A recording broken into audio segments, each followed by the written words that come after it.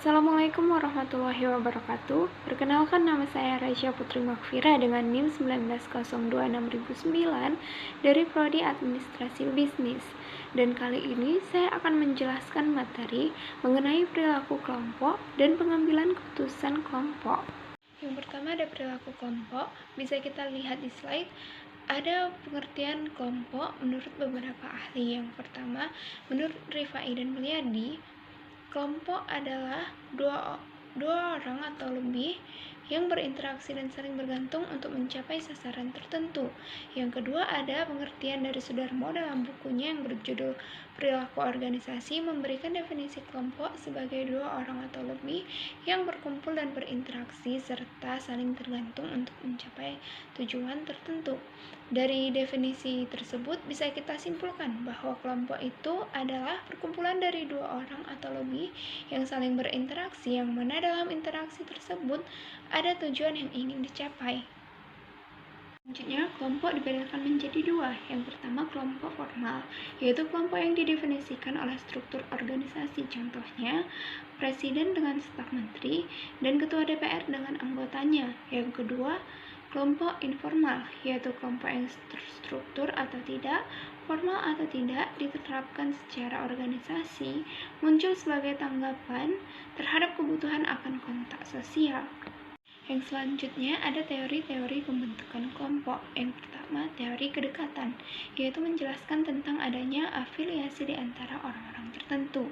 Yang kedua, teori interaksi, pembentukan kelompok berdasarkan aktivitas-aktivitas, interaksi, sentimen-sentimen, atau perasaan dan emosi. Yang ketiga, ada teori keseimbangan. Seseorang tertarik pada yang lain adalah didasarkan atas kesamaan sikap di dalam menanggapi sesuatu tujuan. Selanjutnya, ada teori pertukaran, memiliki kesamaan fungsi dengan teori motivasi dalam bekerja, tetapi interaksi dan keseimbangan memainkan perannya dalam teori ini. Selanjutnya, pengambilan keputusan kelompok.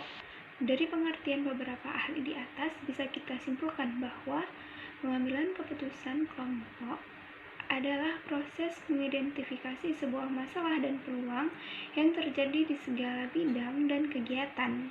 Selanjutnya, teknik pengambilan keputusan kelompok. Dalam mengambil keputusan kelompok digunakan beberapa teknik. Yang pertama, teknik pengambilan keputusan kelompok Delphi.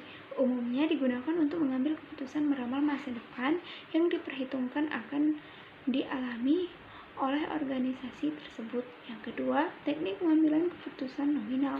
Rapat kelompok yang terstruktur terdiri dari 1 sampai 10 individu duduk berkumpul tetapi tidak berbicara satu sama lain. Yang ketiga, teknik pengambilan keputusan dengan pertemuan elektronik. Teknik ini adalah mencampurkan teknik kelompok nominal dengan teknologi komputer canggih.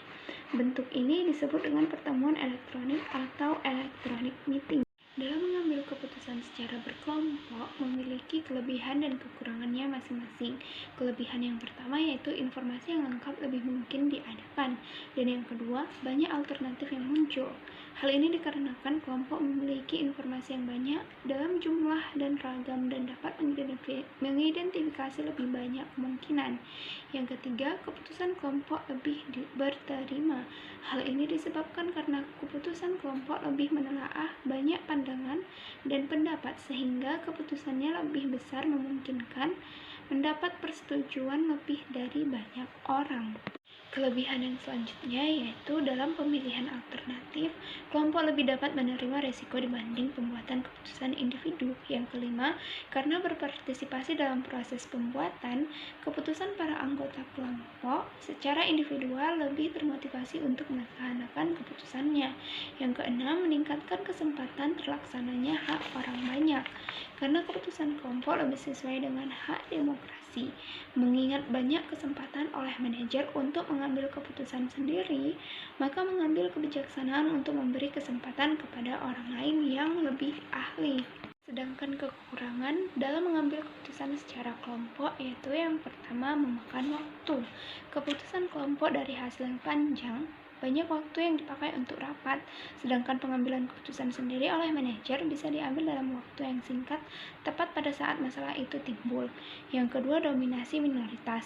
Yang ketiga, tekanan untuk menyesuaikan. Dan yang keempat, tanggung jawab yang tersamar. Pada keputusan individual sudah jelas siapa yang bertanggung jawab, tapi pada keputusan kelompok dari mereka para anggotanya tidak bisa dimintai pertanggungjawaban perorangan. Studi kasus dalam pengambilan keputusan dalam kelompok ini yaitu keputusan McD untuk berkolaborasi dengan BTS. Keputusan McD untuk berkolaborasi dengan BTS merupakan langkah yang tepat. Hasil kolaborasi atau benefit yang didapat pun beragam. Bagi brand seperti McDonald mengalami peningkatan penjualan sehingga mendatangkan traffic yang banyak, sedangkan untuk BTS sendiri dapat mempererat jaringan ARMY di seluruh dunia, khususnya di Indonesia.